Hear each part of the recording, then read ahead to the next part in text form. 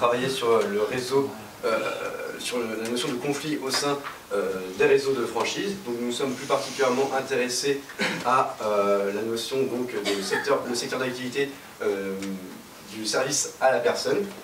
Au travers donc, de nos 9 interviews, nous avons pu remarquer que finalement la notion de conflit était assez subjective et dépendait finalement de l'interprétation de chacun.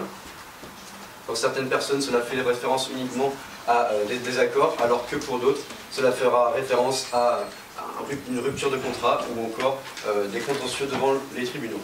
Un interviewé nous faisait la réflexion que de toute façon, dans le commerce, dès qu'il y a de l'argent en jeu, il y a du conflit. Seulement à travers le secteur du service à la personne, nous avons pu voir que ce n'était pas la seule source de conflit.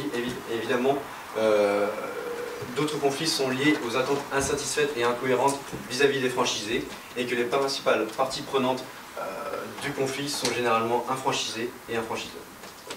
Donc, comme a dit Maxime, à partir du moment de toute façon où il y aura du commerce, il y aura du conflit. Donc tout l'enjeu réside vraiment dans la manière de résoudre et d'apprivoiser le conflit. Donc les principales méthodes selon nous pour pouvoir en fait vraiment éviter le conflit sont vraiment autour de 3 maîtres mots qui sont la communication, la transparence et la réactivité. Donc tout d'abord la communication, c'est vraiment le maître mot lorsque il y a un conflit.